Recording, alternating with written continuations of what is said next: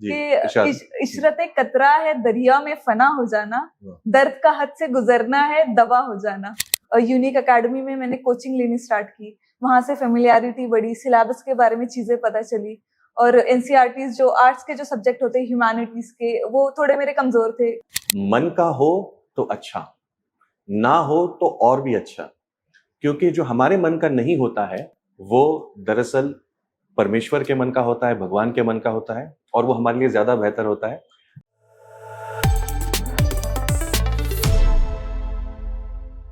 मुश्किल इस दुनिया में कुछ भी नहीं, फिर भी लोग अपने इरादे तोड़ देते हैं। अगर सच्चे दिल से चाहत हो कुछ पाने की, तो सितारे भी अपनी जगह छोड़ देते हैं। शायर के इस खूबसूरत ख्याल को हकीकत में तराशने वाली एक शख्सियत आज हमारे साथ इस पॉडकास्ट में मौजूद है। 4 अटेम्प्ट, 3 मेंस और 2 इंटरव्यू के सफर के बाद इस साल जब यूपीएससी का रिजल्ट आया तो रैंक 142 पर नाम था अदीबा अनम का। यवतमाल के एक छोटे से इलाके से यह सफर जो शुरू हुआ, आज महाराष्ट्र की पहली मुस्लिम आईएएस इस खिताब तक आकर के पहुंचा है। हम खुद अदीबा से इस सारी जर्नी की तफसील जानने वाले हैं। What have been the motivations, the challenges, the frustration at times and also the ultimate jubilation. मैं जवाद काजी इस यूनिक पॉडकास्ट में आपका स्वागत करता हूं, खैर मकदम करता हूं, और अदीबा आपको भी बहुत खुशामदीद। Thank you so much sir. Adeeba, आप द यूनिक एकेडमी आ रहे हैं, जहां से आपने इब्तदाई आपकी यूपीएससी की जर्नी स्टार्ट की थी विद 3 इयर्स इंटीग्रेटेड बैच। सबसे पहले पूछना चाहूंगा कि आपको कैसा लग रहा है इस वक्त? सर, जो इंस्टेंट एक इमोशन है वो खुशी का है, बहुत ज्यादा खुशी का जज्बा है। लेकिन और भी बहुत सारे जज्बात है जो है पूरी तरह से मैं प्रोसेस नहीं कर पाई। जब मैं खुद के साथ थोड़ा और वक्त गुजारूंगी, जब अपनी जर्नी को पीछे मुड़ के और अच्छे तरीके से सोच पाऊंगी, देख पाऊंगी, तो मैं उन इमोशंस को बेहतर तरीके से एक्सप्रेस कर पाऊंगी। लेकिन इस वक्त ग्रैटिट्यूड है, बहुत ज्यादा ग्रैटिट्यूड है। अल्लाह का शुक्र है, आप सब लोगों ने जो मेरी जर्नी में जो इतना साथ दिया है, उनके लिए मैं शुक्रगुजार हूँ और बहुत ज्यादा खुशी हूँ। बहुत अच्छे। अदीबा, सबसे पहले तो मैं, और मुझे लगता है कि हमारे दर्शक भी ये जानना चाहेंगे कि जब वो होली पीडीएफ जिसको हम कहते हैं, वो जब पब्लिश होती है और आपका नाम आप वहां पर पढ़ते हैं, तो इमीडिएट इंस्टेंटेनियसली क्या फीलिंग होती है? सर, जब सबसे पहली जो फीलिंग थी मेरे लिए जो थी वो बेयकीनी थी। मुझे बिल्कुल यकीन नहीं हो रहा था इस बात पे कि क्या सच में मेरा ही नाम है, क्या ये सही पीडीएफ है। क्योंकि उससे पहले भी ऐसा बहुत हो रहा था कि मैं पिछले 2-3 घंटों से अपना फोन जो है वो हाथ में लेके बैठी हुई थी, और लोग ऐसे भी कह रहे थे कि एआई जनरेटेड पीडीएफ जो होते हैं, आप उनसे जो है वो थोड़ा सावधान रहे। तो बहुत बेयकीनी थी कि कहीं ये फेक पीडीएफ तो नहीं, कहीं ये गलत पीडीएफ तो नहीं, ये मेरा ही नाम है। फिर उस बेयकीनी के बाद कुछ थोड़ा वक्त जब मैंने कंफर्म किया उन चीजों को, तो बेइंतहा खुशी थी सर। वंडरफुल। अदीबा, थोड़ा आपको आपके बारे में बताइए। सबसे पहले बात करते हैं, आपका नाम बड़ा यूनिक है। मैं तो जानता हूं, लेकिन मैं चाहूंगा कि हमारे दर्शक भी जाने कि अदीबा अनम, इस नाम का पूरा मतलब क्या होता है? सर, अदीबा अनम, ये दोनों ही नाम जो है वो अरबिक ओरिजिन के हैं, जिसमें अच्छा। अदीबा जो है वो अदब से बना है। इसके 2 मतलब होते हैं, एक तो कल्चर्ड या मुहज्जिब, और दूसरा जिसे लिटरेचर में दिलचस्पी हो। अच्छा जी, अनम जो है सर वो इनाम से बना है। ओके, जिसका मतलब होता है गिफ्ट। वंडरफुल। और शायद इसी से आपकी लिटरेचर की तरफ भी आपका काफी रुझान रहा। जी सर। जी। अच्छा अदीबा, आपके फैमिली बैकग्राउंड के बारे में हमें थोड़ा बताइए। आपके पेरेंट्स क्या करते हैं, आपके भाई बहन कितने हैं, और कैसे आपका बचपन रहा यवतमाल में? सर, जो मेरे वालिद है, जो मेरे फादर है वो ऑटो रिक्शा ड्राइवर है, और मेरी मदर जो है वो हाउसवाइफ है। मेरे 2 भाई है, जो दोनों ही मुझसे जो है वो छोटे हैं। क्योंकि फाइनेंशियल बैकग्राउंड जो है वो काफी हम्बल रहा है, तो बचपन से ही जो है वो काफी स्ट्रगल देखी है। पेरेंट्स को बहुत ज्यादा स्ट्रगल करते हुए देखा है फाइनेंशियली। बहुत सारी चीजें थी बचपन में, तो उतना बच्चे को शऊर नहीं होता है कि वो उन चीजों के बारे में सोच पाए। लेकिन आज भी जब कुछ चीजें याद आती है तो बहुत मुश्किल दौर था। घर में इलेक्ट्रिसिटी नहीं हुआ करती थी, काफी दिनों तक घर में इलेक्ट्रिसिटी नहीं थी। तो देखा था पेरेंट्स को स्ट्रगल करते हुए, लेकिन कभी उन्होंने जो है वो अपने बच्चों के लिए कोशिश कभी छोड़ी नहीं। जो सैक्रिफाइस जो एक पेरेंट्स जो अपने बच्चों के लिए करते हैं, वो उन्होंने कभी करना छोड़ा नहीं। तो बचपन से ही कहीं ना कहीं जब से होश संभाला, एक रिस्पॉन्सिबिलिटी का एहसास था कि फैमिली के लिए कुछ करना है, उनको जो है इन हालात से निकालना है। फिर आसपास बच्चों को देखा, थोड़ी बड़ी हुई तो देखा कि आसपास भी बहुत सारे जो है वो मुझ जैसे बच्चे हैं। मुझे तो अपॉर्चुनिटी मिल गई कि मुझे मेरे पेरेंट्स जो है वो पढ़ाई के लिए सपोर्ट कर रहे हैं, मामा सपोर्ट कर रहे हैं, फैमिली सपोर्ट कर रही है। लेकिन फिर फ्रेंड्स होते थे जिनकी जो है वो बहुत ही कम उम्र में शादी करवा दी जाती थी। तो फिर वो जो रिस्पॉन्सिबिलिटी का एहसास था जो सिर्फ अपनी फैमिली तक था, वो फिर सोसाइटी तक धीरे धीरे बढ़ने लगा। और मुझे लगा कि मुझे करना है, अपनी फैमिली के लिए कुछ करना है, अपनी सोसाइटी के लिए कुछ करना है। और पेरेंट्स ने बहुत ज्यादा सपोर्ट किया है सर, क्योंकि अनफॉर्चुनेटली हमारी जो सोसाइटी है उसमें पेट्रियार्की जो है वो काफी ज्यादा है। तो सोसाइटल प्रेशर बहुत होता था। पापा से लोग कहते थे कि आप अपनी बेटी को इतनी दूर पढ़ने के लिए कैसे भेज सकते हो, अकेली बच्ची को वो भी आप कैसे भेज सकते हो। मम्मी से अक्सर घर में आके लोग कहा करते थे कि आप अपनी बेटी को जो है वो खाना पकाना सिखाइए, घर के काम सिखाइए, इसे शादी के लिए तैयार कीजिए। तो उनपे बहुत ज्यादा प्रेशर था। एक तरफ तो वो फाइनेंशियली स्ट्रगल कर रहे थे, फिर इमोशनली भी जो है वो प्रेशर बहुत ज्यादा उनपे बढ़ने लगा। लेकिन उन्होंने हमेशा मुझे सपोर्ट किया और हमेशा जो है मुझे आगे बढ़ने के लिए इंस्पायर करते रहे। बहुत खूबसूरत बात कही अनम आपने। और अदीबा का जो सक्सेस है ये उन तमाम पेरेंट्स के लिए भी एक मैसेज है। पेट्रियार्की, फाइनेंशियल कंस्ट्रेंट्स और एक रिमोट जगह से होने के बावजूद भी अगर पेरेंट्स का सपोर्ट हो, अगर आसपास के लोग जो है वो एनकरेजिंग हो, तो अदीबा जैसा सक्सेस पाया जा सकता है। ये अदीबा ने करके बताया है। अदीबा, आपकी स्कूलिंग कहाँ पर हुई? सर स्कूलिंग मेरी जो है वो यवतमाल महाराष्ट्र से ही हुई है। जिला परिषद उर्दू मीडियम स्कूल से जो है मैंने अपनी प्राइमरी स्कूल भी कंप्लीट की और हाई स्कूल भी, 12th तक जो है वो उर्दू मीडियम स्कूल में ही मैंने पढ़ाई की है। उसके बाद जो है ग्रेजुएशन के लिए मैं पुणे आई, जब मैंने सोच लिया था कि अब मुझे यूपीएससी करना है। और आजम कैंपस में आबदा इनामदार कॉलेज जो है वहां से मैंने अपनी बीएससी मैथमेटिक्स की डिग्री ली है सर। ओके, ये एक थोड़ा मिथ रहता है बच्चों के जहन में कि जो वर्नाक्युलर मीडियम से पढ़े हुए बच्चे हैं उनके लिए यूपीएससी बहुत मुश्किल है। आपने खैर उस मिथ को तोड़ा ही है, लेकिन फिर भी आप इन बच्चों को क्या कहेंगे जिन्होंने वर्नाक्युलर से, चाहे वो उर्दू हो, मराठी हो या और स्टेट्स के बच्चे हो, तो उनके लिए आप खास तौर पे क्या कहेंगे? सर उनके लिए मैं बस इतना ही कहना चाहूंगी कि जो मीडियम है आपकी, मीडियम ऑफ इंस्ट्रक्शन जो है वो बहुत ही सेकेंडरी है, उससे भी बहुत दूर की चीज है। जो सबसे ज्यादा इंपॉर्टेंट चीज है वो आपका अपना हार्डवर्क और डेडिकेशन है। अगर आप में वो हार्डवर्क और डेडिकेशन है तो आप किसी भी मीडियम से, किसी भी बैकग्राउंड से जो है वो अपनी मंजिल को पा सकते हो। और एक चीज जो मुझे लगता है सर हम सबको याद रखने की जरूरत है कि लैंग्वेज जो है वो प्राइमरीली मीडियम ऑफ कम्युनिकेशन ही है। उससे बहुत ज्यादा उसको हमें जो है वो इम्पोर्टेंस नहीं देनी चाहिए। अगर हमें किसी लैंग्वेज में कोई चीज अच्छी तरीके से समझ आ रही है तो बस वो लैंग्वेज हमारे लिए सही है। हाँ, हम स्किल को डेवलप करने के लिए कोई और लैंग्वेज सीख सकते हैं, हम इंग्लिश सीख सकते हैं, कोई भी लैंग्वेज सीख सकते हैं, लेकिन उसका प्राइमरी जो रोल है वो मीडियम ऑफ कम्युनिकेशन ही है। वंडरफुल। अदीबा, उर्दू से तालीम हासिल करने के बावजूद, क्योंकि मैंने आपके बहुत पेपर्स चेक किए हैं, तो मैं जानता हूं कि आपके इंग्लिश पर भी बहुत अच्छी कमांड है। जी। तो आपने इस ट्रांजिशन को 12th तक आप उर्दू मीडियम में रही, फिर पुणे में आकर के आपने आगे की तालीम की, तो ये आपने इंग्लिश पर कमांड कब और कैसे आपने उस पर काम किया, कैसे उसको हासिल किया? सर रीडिंग जो है वो मेरी हमेशा से हॉबी रही है और मुझे किताबें पढ़ने का बहुत शौक था। तो मैं उर्दू में किताबें पढ़ती थी, मैं इंग्लिश में भी जो है वो किताबें पढ़ती थी। मुश्किल बहुत था जब स्टार्ट किया इंग्लिश में आंसर्स लिखना। तो स्टार्टिंग में ऐसे बहुत होता था कि बहुत सारी ग्रामेटिकल एरर्स हो जा रहे हैं, गलतियां हो जा रही है, तो वो चीज कहीं ना कहीं डिसअपॉइंट करती थी। फिर अब चैलेंज था सामने, उसको किसी ना किसी तरह से एक्सेप्ट करना था, उस पर वर्क करना था। तो जो हॉबी थी उसको जो है वो एक एम बनाकर जो है वो करना शुरू कर दिया। न्यूज़पेपर जो है वो इंग्लिश में पढ़ रहे हैं, बहुत सारी चीजें जो है वो इंग्लिश में पढ़ रहे हैं। आप जिनमें इंटरेस्ट नहीं है वो भी चीजें मैंने इंग्लिश में पढ़ना स्टार्ट कर दी और धीरे धीरे फिर लैंग्वेज पे कमांड आने लगी। वंडरफुल। अच्छा, ये स्कूल की जर्नी करते हुए आपको कभी ये लगा था कि मुझे आईएएस बनना, आईपीएस बनना है? उस वक्त ये आपको शऊर था कुछ ऐसे? सर स्टार्टिंग में तो बिल्कुल इस बात का शऊर नहीं था। जैसे कि मैंने बताया अपने बैकग्राउंड के बारे में, एक्सपोजर जो है वो काफी कम था। जब सुनती थी लोगों से कोई प्रोफेशन के बारे में तो टीचर सुन लिया, डॉक्टर सुन लिया या ज्यादा से ज्यादा इंजीनियर, तो वही 3-4 चीजें सामने थी। फिर वहां सोच लिया कि अभी रिस्पॉन्सिबिलिटी है, हालात बदलने हैं तो कुछ तो करना होगा, तो सोच लिया कि डॉक्टर बनना है। तो स्टार्टिंग में तो इस बारे में बिल्कुल भी नहीं सोचा था। नीट का एग्जाम भी दे दिया, पर अनफॉर्चुनेटली उसमें जो है काफी खराब मार्क्स रहे, जो मुझे अब तक शर्म आती है जिसके बारे में। लेकिन उस वक्त मैं बहुत रोई थी कि क्यों ऐसे मेरे साथ हुआ, मैंने तो मेहनत की थी, लेकिन कुछ सर्कमस्टांसेस थे, रिसोर्सेज की कमी थी, तो वो चीज नहीं हो पाई। फिर जो मेरे मामा है, जो सेवा एनजीओ के सेक्रेटरी है, उन्होंने जो है वो मुझे बहुत सारी चीजें समझाई थी, एक्सपोजर बढ़ाया था कि करियर में आपके ये सारी चीजें भी ऑप्शंस है।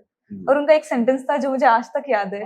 उन्होंने कहा था कि बेटा तू डॉक्टर बन जाएगी, 100-150 लोगों की ओपीडी कर लेगी, पर अगर तू आईएएस ऑफिसर बन गई तो तू पूरे एक डिस्ट्रिक्ट की ओपीडी कर पाएगी। तो उस चीज ने मुझे बहुत ज्यादा इन्फ्लुएंस किया था कि कितना बड़ा होता है एक सिविल सर्वेंट का इम्पैक्ट सोसाइटी पर। और वो जो आप कहते हो ना कि आपको अपनी लाइफ जो है उसका एक पर्पस होना चाहिए, मीनिंगफुल लाइफ जो आपको गुजार के जाना है यहाँ से, तो कितनी हेल्पफुल होगी उस चीज के लिए ये प्रोफेशन मेरे लिए। बस उस चीज को जहन में रख के फिर मैंने अपनी जर्नी स्टार्ट की। फिर वहां से यूपीएससी की जी। जर्नी स्टार्ट हुई। अमिताभ बच्चन साहब ने उनके फादर हरिवंश राय बच्चन जी की एक लाइन एक इंटरव्यू में कही थी, मुझे लगता है बहुत एप्ट है, रेलेवेंट है यहाँ पर में।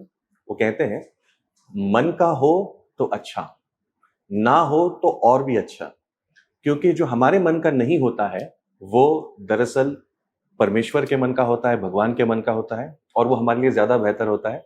अधिबा, शायद उस वक्त अगर आप नीट क्वालिफाई कर जाते हैं तो आप मेडिसिन एमडी में जाते हैं, और शायद हो सकता है कि ये अपॉर्चुनिटी आपकी मिस हो जाती। So in a way that was a blessing in disguise. जी, बहुत अच्छा।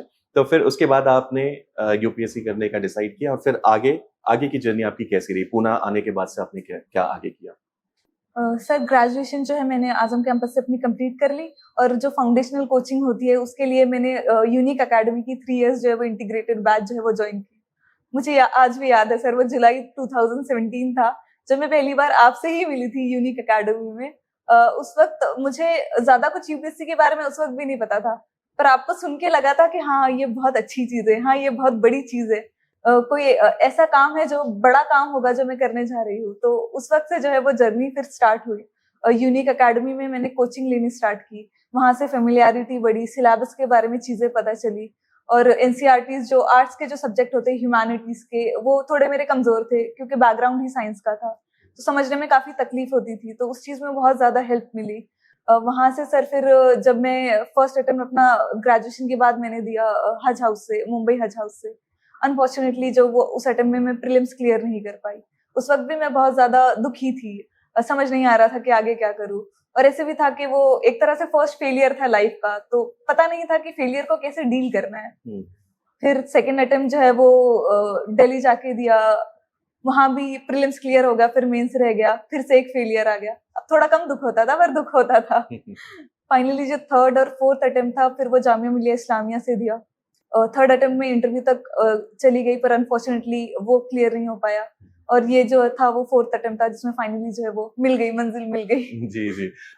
एनसीईआरटी टेक्स्ट बुक्स का क्या इंपॉर्टेंस होता है सिविल सर्विसेज एग्जाम की तैयारी में? हम तो कहते रहते हैं बच्चों से, लेकिन फिर भी अगर आप बच्चों से उसके बारे में थोड़ा सा बताएं कि फाउंडेशन बिल्डिंग के लिए ये कितनी जरूरी है, ताकि वो भी उससे और मोटिवेशन लें। जी सर। सर यूपीएससी का जो सिलेबस है वो काफी वास्ट है, और ग्रेजुअली जो है वो आपको अपना जो थिंकिंग प्रोसेस है, जो नॉलेज है, वो बेस बढ़ाने की जरूरत होती है, लेकिन स्टार्ट आपको हमेशा फाउंडेशन से ही करनी है। जैसे आपने कहा, तो एनसीईआरटी वो फाउंडेशन आपको बिल्ड करने में बहुत हेल्प करता है। जो बेसिक कॉन्सेप्ट्स होते हैं वो समझने के लिए एनसीईआरटी बहुत इंपॉर्टेंट है। अगर आप वो नहीं पढ़ोगे तो आगे की बुक्स आपको समझ में ही नहीं आएगी। फॉर एग्जाम्पल अगर मैं पॉलिटी की बात करूं, तो आप सीधे लक्ष्मीकांत नहीं पढ़ सकते। अगर आप लक्ष्मीकांत पढ़ भी लोगे सीधे जाके, तो वो चीजें आप बाद में याद नहीं रख पाओगे, आपको बिल्कुल समझ नहीं आएगा कि आप पढ़ क्या रहे हो। तो आपके लिए जरूरी है कि आप पहले इंडियन कॉन्स्टिट्यूशन एट वर्क पढ़ो, जो एनसीईआरटी है, उस चीज को जो है वो आप पढ़ो, अच्छी तरह से समझो। और प्रीलिम्स में तो ऐसे बहुत होता है सर कि डायरेक्टली एनसीईआरटी से क्वेश्चन आ जाते हैं, स्पेशली ज्योग्राफी में हम देखते हैं कि सारे क्वेश्चन, ऑलमोस्ट सारे ही क्वेश्चन जो है वो एनसीईआरटी से होते हैं। तो बहुत बहुत ज्यादा इंपॉर्टेंट है कि आप एनसीईआरटी को बिल्कुल भी मिस ना करें। बहुत अच्छा कहा आपने। इस जर्नी में, क्योंकि ये अक्सर थोड़ी लंबी जर्नी होती है, अमूमन 2 साल की तकरीबन preparation, if you count end to end, तो मिनिमम चली ही जाती है। तो इसमें वो कंसिस्टेंसी और मोटिवेशन मेंटेन रखना बहुत दफा बच्चों के लिए मुश्किल होता है। तो आपने इसको कैसे किया, और बच्चों के लिए आप क्या सजेस्ट करेंगे, how to maintain that level of motivation and consistency?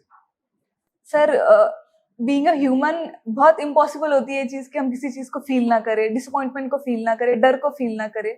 तो मुझे लगता है वो हम सबके साथ ही होता है कि हम थोड़ा डर जाते हैं, थोड़ा डिसअपॉइंटेड फील करते हैं। पर इम्पोर्टेंट ये है कि हम उस इमोशन को डील कैसे करते हैं। हमें उस इमोशन को खुद पर जो है वो हावी नहीं होने देना चाहिए।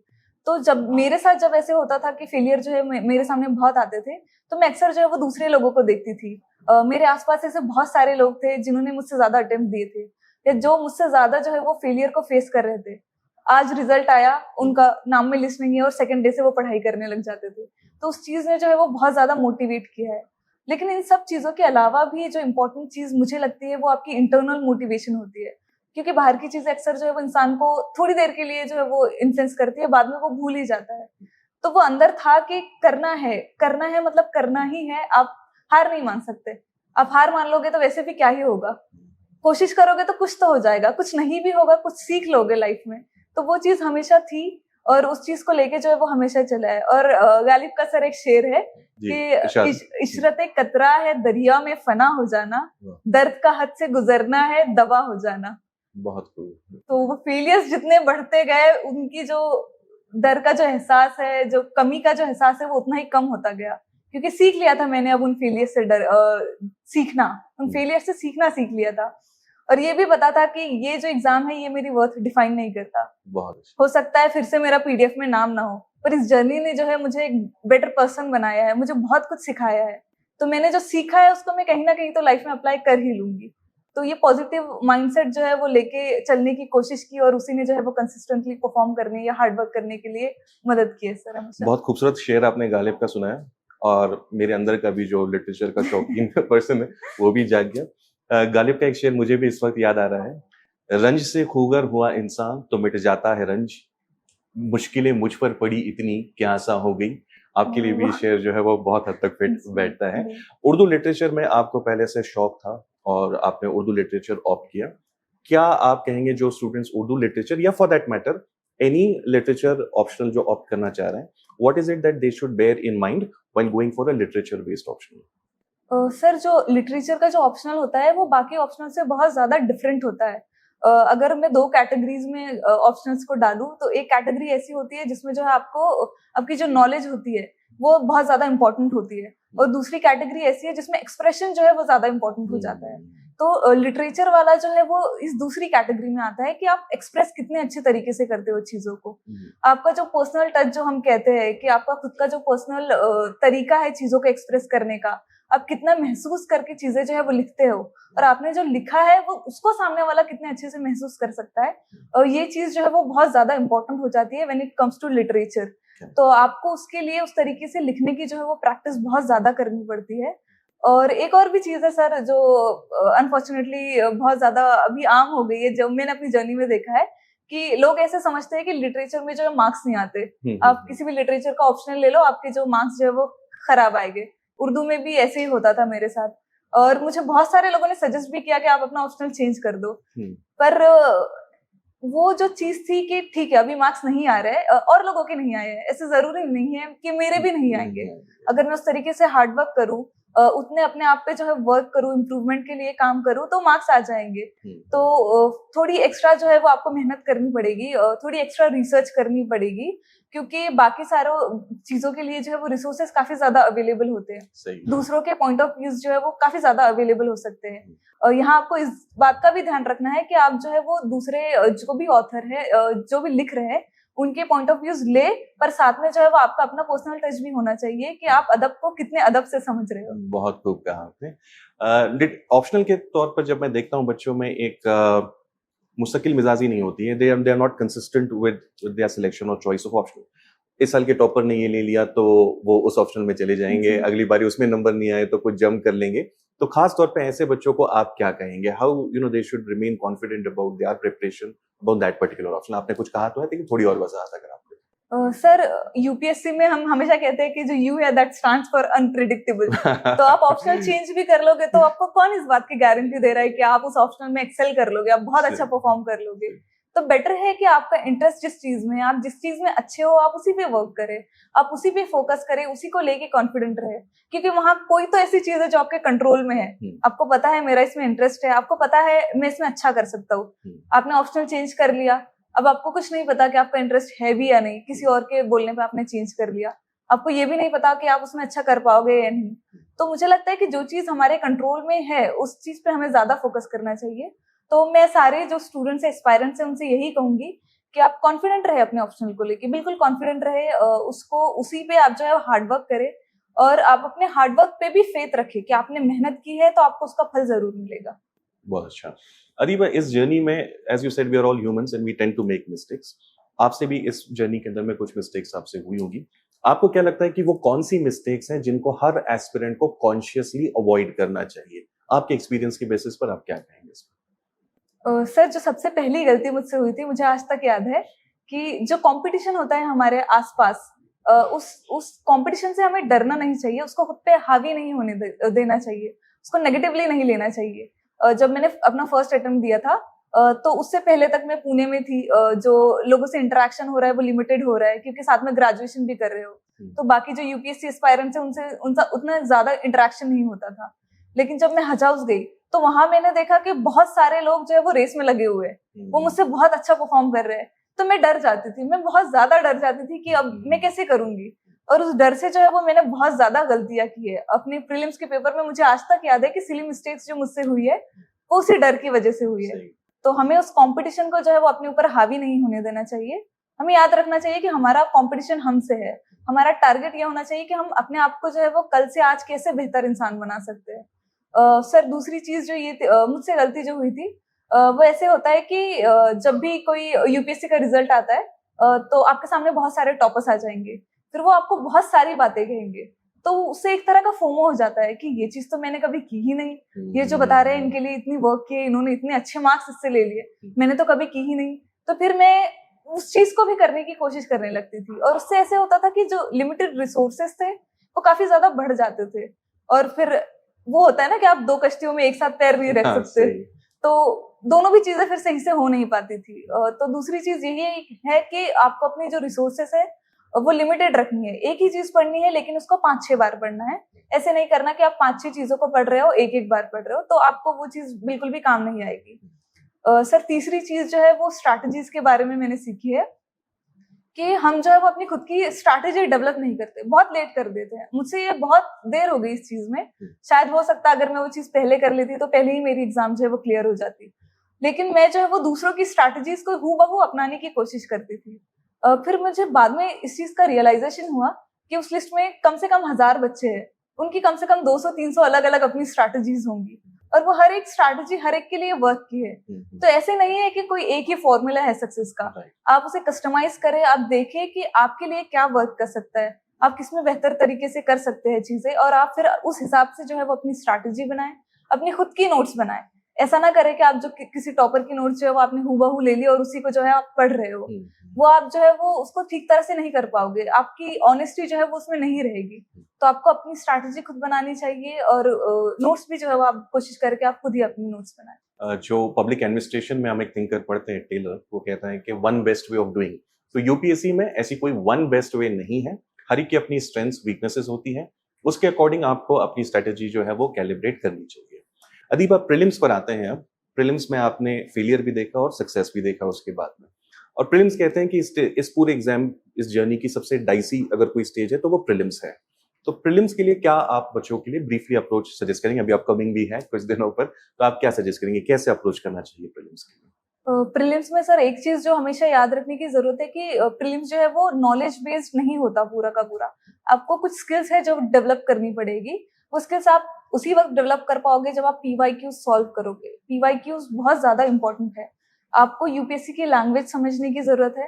आपको देखना है कि किस तरह के क्वेश्चंस के किस तरह के ऑप्शंस हैं। आपको कोशिश करने के आप उन ऑप्शंस को भी जो है वो उन ऑप्शंस पे भी रिसर्च कर पाओ।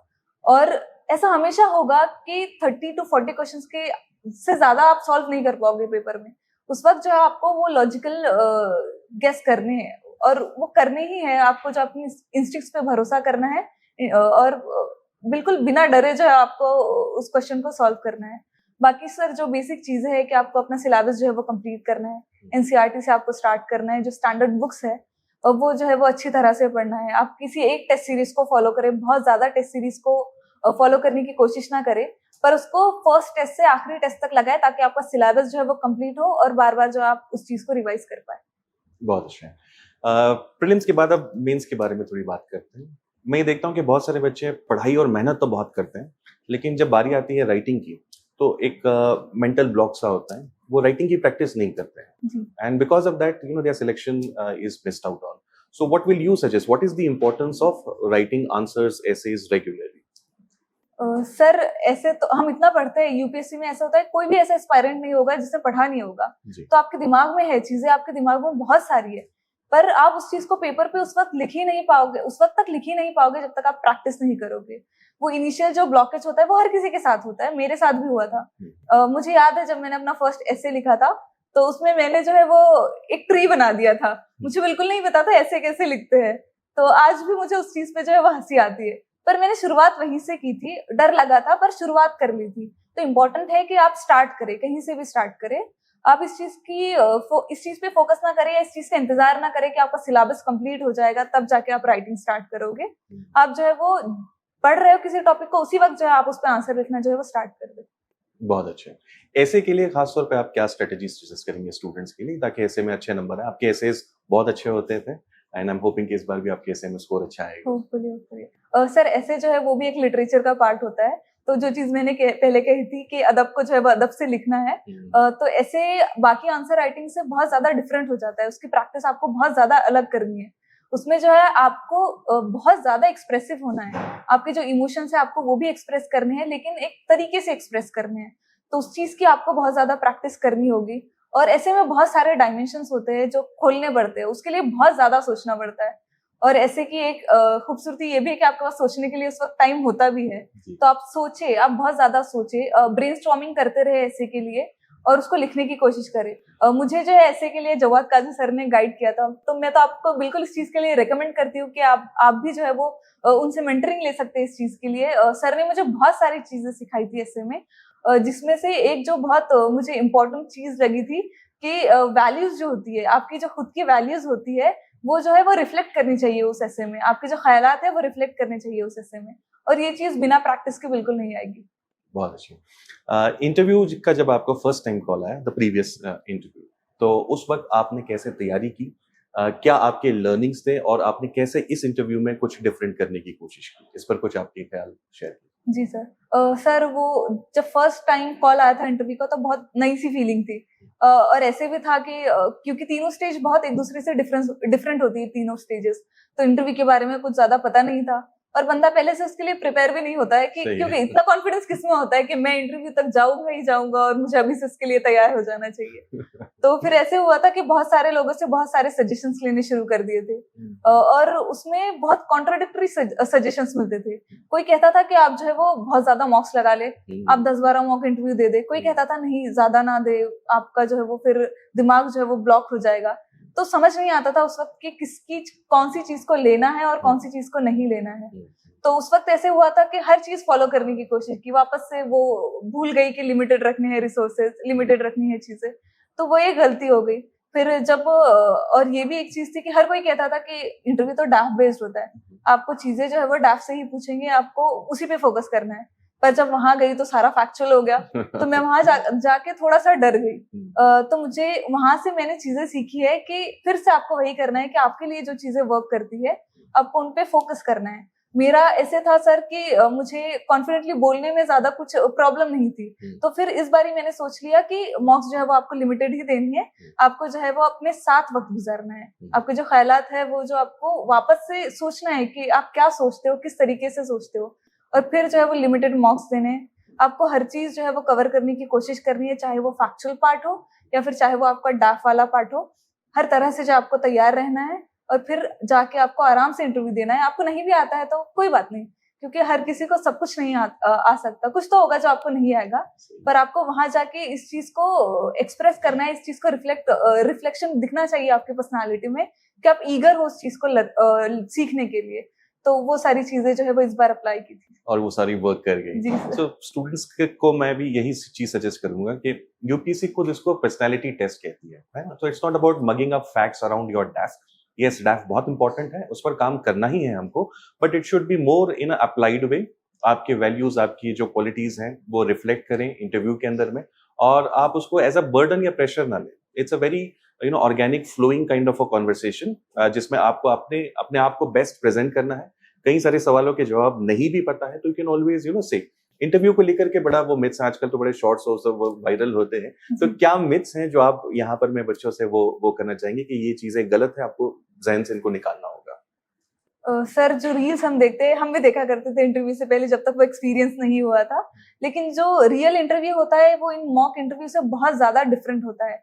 अनफॉर्चुनेटली कहीं ना कहीं मार्केट में ऐसी चीजें हैं कि मॉक जो इंटरव्यू होते हैं उनका पर्पस ही कहीं ना कहीं पहले से प्री डिसाइडेड होता है कि हमें इस चीज को वायरल करना है, इस बंदे का जब सिलेक्शन हो जाएगा तो ये चीज वायरल हो जानी चाहिए। तो कई बार होता है कि वो बहुत ही मुश्किल सवाल आपसे करने लग जाते हैं जो आप बिल्कुल भी जिसका आंसर नहीं दे पाते, या फिर वो आपसे कंट्रोवर्शियल सवाल करने लगेगी रिलीजियस लाइन पर या किसी और लाइन पे। तो वो सब चीजें जो है वो रियल इंटरव्यू में बिल्कुल नहीं होती है। ग्रिलिंग जो होती है मॉक इंटरव्यूज में वो बहुत ही ज्यादा कम होती है या होती ही नहीं है। मेरा जो पर्सनल एक्सपीरियंस रहा है, मेरा जो बोर्ड था वो बहुत ज्यादा कॉर्डियल था। वो आपको कंफर्टेबल फील करवाएगा। इनफैक्ट जहां आपको आंसर्स नहीं आएंगे वो आपकी मदद भी करेंगे कि ऐसे है, ऐसे आपको याद आ रहा है, आपको याद है, आप कोशिश करो, आपको याद है। तो वो बहुत ही ज्यादा कॉर्डियल होता है और एक कॉन्वर्सेशन होती है, उसमें आपको डरने की बिल्कुल भी जरूरत नहीं है। वो डर जो रील्स देख के आपको लगता है, ये लगता है ये तो बहुत बड़ी चीज है, इतनी खतरनाक होता है यूपीएससी का इंटरव्यू, कैसे कोई इसको क्रैक करेगा, तो वो सब चीजें बिल्कुल भी नहीं होती। वंडरफुल। अदीबा, जब आपका सफर यहाँ इस मकाम तक आकर के पहुंचा है, तो अब आगे के लिए आप अपने आप के लिए कैसा करियर देखते हैं? What is it that you would like to contribute back to the nation, to the society as such? Sir, अब ये जो प्रोफेशन है इसमें आपको बहुत डाइवर्स जो है वो डायमेंशंस में आपको काम करना है। तो कुछ चीजें हैं जो मैंने जो अपनी पर्सनल लाइफ से सीखी है जिनकी इंपॉर्टेंस, उसमें से एक एजुकेशन है। तो मैंने हमेशा से सोच रखा था कि ये तो एक ऐसी चीज है जिसपे मुझे वर्क करना ही करना है। इसके अलावा जो अंडर प्रिविलेज सेक्शन है सोसाइटी का, उसके लिए मुझे कुछ ना कुछ करना है। ऐसे नहीं था कि मैं सिर्फ आईएएस ही बन जाती तो ही मुझे वो करना था। अगर मैं आईएएस नहीं बन पाती, खुदा ना खास्ता, फिर भी मैंने ये सोच लिया था कि मुझे जो है वो इन चीजों पे वर्क करना है। और ये भी एक चीज है सर कि मैंने देखा है बहुत करीब से जो यूपीएससी एस्पायरेंट्स होते हैं उनको स्ट्रगल करते हुए देखा है। तो मैं वो भी कोशिश करूंगी कि मैं बाकी एस्पायरेंट्स जो है वो उनकी भी मदद कर पाऊँ। अब आगे का फ्यूचर या जर्नी तो मैं प्रेडिक्ट नहीं कर सकती, लेकिन मुझे इस चीज का रियलाइजेशन है कि जो आपका कैरेक्टर होता है वो बहुत ही इंपॉर्टेंट चीज है। आपको अपनी वैल्यूज जो है उनको हमेशा होल्ड करके रखना है। तो मैं कोशिश करूंगी कि मैं ऑनेस्टी के साथ जो है वो अपनी ड्यूटी फुलफिल कर पाऊँ और अपनी नेशन को जो है वो अपनी नेशन का जो प्रोग्रेस है या फिर उसकी जो ग्रोथ है उसमें मेरा कुछ ना कुछ कॉन्ट्रीब्यूशन हो। बहुत खूब कहा आपने। हमारी भी यही कामना और प्रार्थना रहेगी कि आप इसी तरीके से और अपने करियर के अंदर में आगे बढ़े, फले फूलें, और and you give us many more such opportunities to be proud of you. On that note, यहाँ पर इस पॉडकास्ट को हम कंक्लूड करते हैं। जाते जाते दुष्यंत कुमार साहब की एक पंक्ति मुझे याद आ रही है, वो मैं सुनाता हूँ। कौन कहता है कि आसमान में सुराख हो नहीं सकता? कौन कहता है कि आसमान में सुराख हो नहीं सकता? एक पत्थर तो तबीयत से उछालो यारो। On that note, thank you very much for joining us for this podcast. Also, सेवा की सारी जो टीम थी वो तो थी आपके साथ में, बाकी स्टूडेंट्स भी, everybody looked up to you, और वही लीडरशिप रोल जो है अभी आपको यहाँ पर एडमिनिस्ट्रेशन में भी दिखाने का मौका मिल रहा है। So I'm very hopeful and very sure rather कि आप वहाँ पर में भी बहुत अच्छा काम करेंगे, और हम बहुत करीब से जो है आपका करियर जो है देखते रहेंगे, जहाँ तक भी you know we never know life किस डायरेक्शन में हमको ले जाए, बट मुझे वो रहेगा कि अदीबा का करियर किस तरीके से शेप अप हो रहा है। और घर में सब आपके कैसे खुश हैं? बहुत ज्यादा खुश है। इमोशनल भी बहुत ज्यादा हो गए थे सब जब रिजल्ट आया, पर खुश भी बहुत है। सर आपसे तो मतलब आपका तो ऐसे था कि फैमिली ही थे आप हमेशा थे, मतलब बहुत डर लगता था आपको डिसअपॉइंट करने से। जब कोई फेलियर आ जाता था या फेल हो जाते तो समझ नहीं आता था कि अब जवाब सर को कैसे फेस करें, उनकी इतनी एक्सपेक्टेशंस है। तो वो हमेशा ऐसे होता है ना कि आप फैमिली की एक्सपेक्टेशन से डरते हो कि मामू की एक्सपेक्टेशन टूट जाएगी तो क्या होगा, पापा की टूट जाएगी। तो वो आपकी एक्सपेक्टेशंस का भी उतना ही वेटेज था लाइफ में हमेशा से, कि डर लगता था जवाब सर को डिसअपॉइंट कर देने से। जब वहां से निकले, कैसा आपका सफर कैसा रहा यवतमाल से? कल शायद नागपुर में थे आप लोग? जी, सुबह तो नागपुर में ही थे, तो शाम में 5:30 के अराउंड जो है वो यवतमाल में पहुंचे। पर आपसे मिलने की एक्साइटमेंट इतनी थी कि वो थकावट ज्यादा महसूस हो नहीं रही है कि जवाब सर से मिलना है, जल्दी मिलना है। फिर ट्रैवल से हम लोग वहां से निकले हैं, थोड़ा बहुत चीजें जो है वो गड़बड़ में जल्दी ही हो रही थी। मिलने के लिए भी बहुत सारे लोग आ रहे थे, तो जैसे घर पे पहुंचे उस वक्त भी बहुत सारे लोग आ गए थे, रुके हुए थे। हाँ, तो किसी तरह वहां से निकले। फिर पूरी जर्नी में सोचती रही कि अब जल्दी जवाब सर से मिलना है, पर उस वक्त भी समझ नहीं आ रहा था कि कहूंगी क्या, मिलूंगी तो तब कहूंगी क्या। थैंक यू तो नहीं बोल सकते, बहुत ही छोटा वर्ड है, जो आपने जितना बड़ा आपका कंट्रीब्यूशन उसके लिए तो बहुत ही छोटा वर्ड है, थैंक यू। अब तक भी नहीं समझ आ रहा है कि क्या कहूँ, कैसे कहूँ, पर बहुत खुशी थी यहाँ आने की। फैमिली जैसे ही है, स्टार्ट ही यहाँ से हुआ है, सब कुछ पता ही नहीं था यूपीएससी क्या है, कैसे करना है, सब कुछ यहीं से शुरू हुआ है। नहीं, जज्बात जो है वो हमेशा आर्टिकुलेट करने की जरूरत नहीं होती है। इतनी हमारी क्लोज वो रही है, तो ऑब्वियसली आप जो फील कर रहे हैं इवन विदाउट सीइंग, वो हम सारे टीचर्स जो है उसको एक्सपीरियंस में उसको महसूस कर रहे हैं। बिल्कुल वो हमेशा और हमेशा रहोगे इंशाल्लाह। बिल्कुल बिल्कुल। And I am also lucky that मेरा प्रोफेशन मुझे आपके से स्टूडेंट्स के साथ में कनेक्ट करने का मौका देता है।